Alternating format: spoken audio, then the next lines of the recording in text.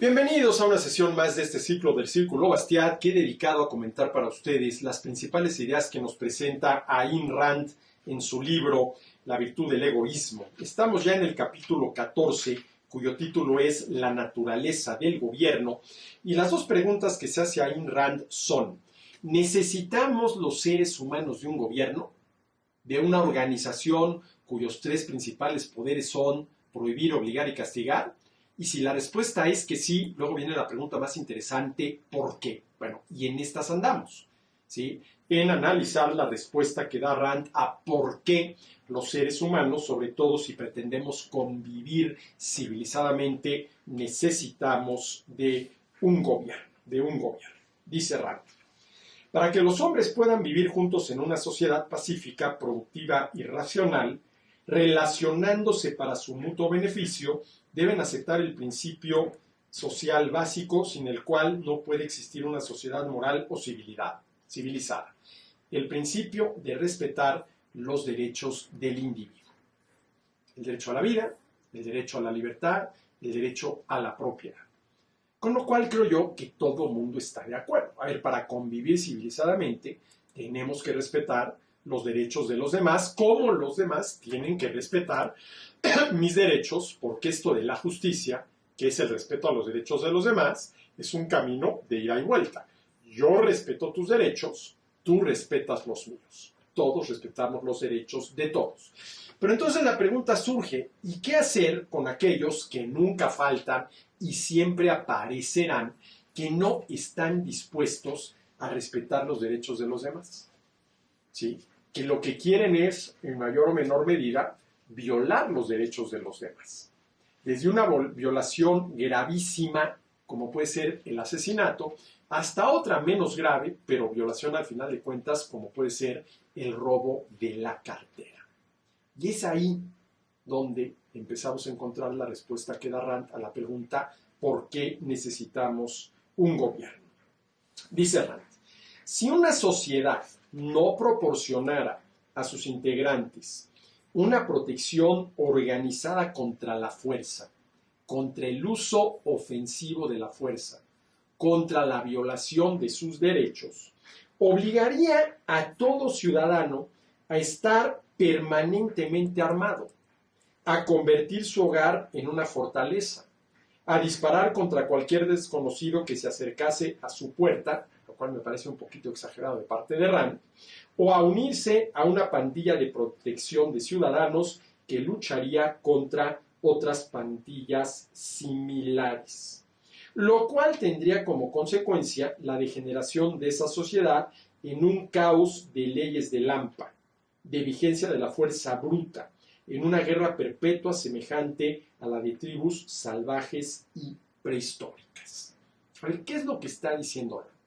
Dentro de cada sociedad tiene que haber un grupo de personas, ¿sí?, con, ojalá y así fuera, la legitimidad suficiente y la fuerza necesaria para hacer valer los derechos del resto de los integrantes de esa sociedad. Y a esa organización tradicionalmente se le ha llamado gobierno. A esa organización tradicionalmente se le ha llamado gobierno, ¿sí? El uso de la fuerza física, de la fuerza ofensiva, y aún su uso como represalia, no puede quedar al arbitrio de los ciudadanos individuales. El uso de la fuerza como represalia requiere reglas de evidencias objetivas para establecer que se ha cometido un crimen, que se ha violado un derecho, y para probar quién lo cometió, así como también reglas objetivas para definir los procedimientos de los castigos y su aplicación. ¿Sí? Y su aplicación. Ahora, a ver, aquí hay que distinguir, cosa que Rand no hace, entre defendernos de una agresión en el momento en el cual la agresión está teniendo lugar y lo que podríamos llamar impartición de justicia, entendida esta como castigar a quien violó derechos y obligarlo a resarcir. Y hay que tener clara esta distinción, cosa que Rand no hace. A ver, La primera pregunta que yo hago es, ¿tenemos los seres humanos el derecho a defendernos de una agresión en el momento en el cual ésta está teniendo lugar? A ver, si a mí me preguntan, la respuesta clarísimamente es que sí. Yo tengo el derecho de defenderme, suponiendo que tenga los medios para ello, ¿sí?, frente a cualquier agresión. A ver, si puedo defenderme a mí mismo de quien quiere asesinarme, tengo el derecho a hacerlo. Y eso quiere decir que nadie debería prohibírmelo. Si tengo los medios para defenderme de quien pretende secuestrarme y esclavizarme, tengo el derecho para utilizarlos y defenderme de esa agresión. Si tengo los medios para defenderme del ladrón que quiere robarme, tengo el derecho de utilizar los medios para defenderme, lo cual quiere decir que nadie debe prohibírmelo. Porque el derecho a la vida, el derecho a la libertad individual y el derecho a la propiedad privada son, entre otras cosas, el derecho, ¿sí?, a defendernos de los asesinos, de los secuestradores y de los ladrones. Bueno, ese es un asunto. Pero otro es si tenemos el derecho no de defendernos en el momento en el cual la agresión está tomando lugar de los agresores, sino suponiendo que ya alguien me robó y salió corriendo, ¿sí?, no pude defenderme, no pude evitar el robo, si tenemos el derecho de impartir justicia por nuestra propia mano, de buscar al ladrón y de encontrarlo, de castigarlo y de obligarlo a resarcir.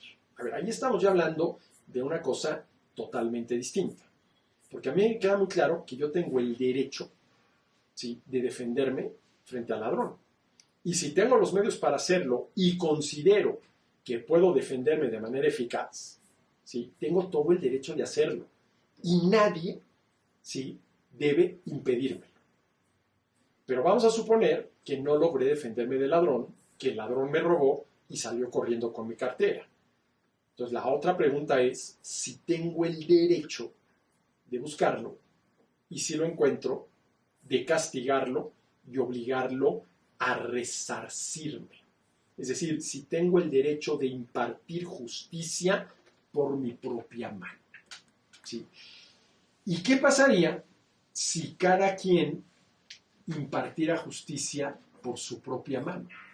Pues que muy probablemente muchas de esas imparticiones de justicia se convertirían, vamos a decirlo así para jugar con las palabras, en imparticiones de injusticia, porque pudiera ser que yo crea, sí, que esta persona es el delincuente que violó algún derecho mío y no lo sea.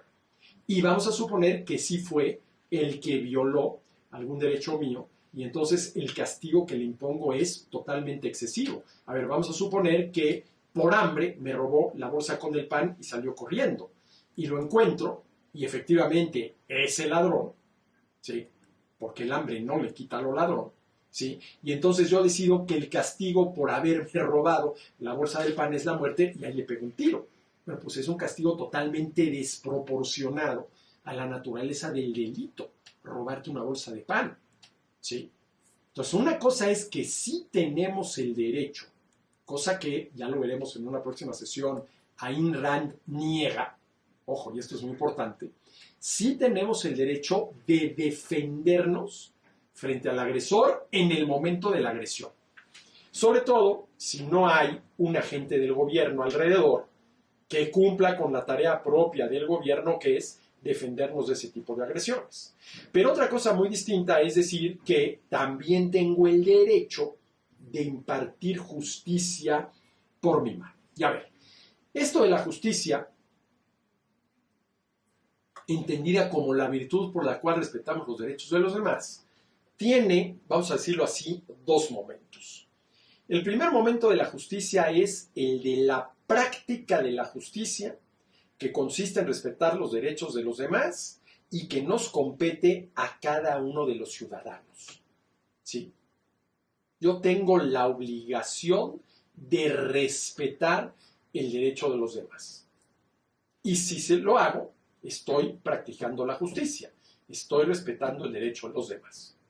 Pero ¿qué pasa con aquellos que no están dispuestos a respetar los derechos de los demás, que nunca faltan?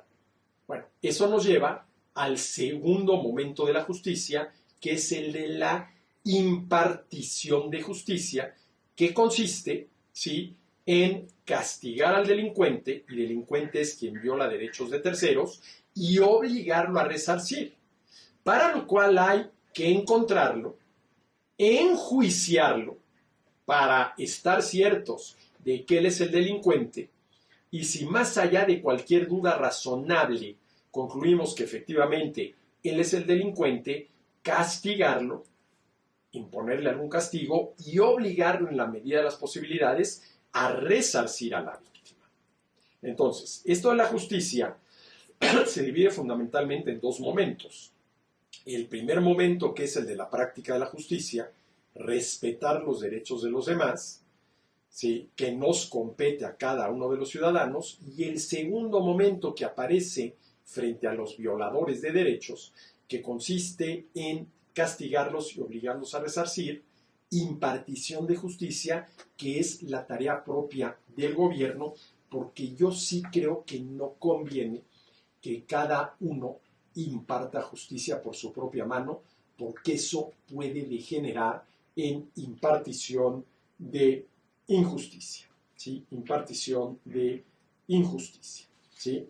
Bueno, dice Rand, el uso de la fuerza como represalia requiere reglas de evidencia objetivas para establecer que se ha cometido un crimen, que realmente se ha violado un derecho, y para probar quién lo cometió, cosa que no resulta fácil. Así como también reglas objetivas para definir los procedimientos de los castigos y su aplicación.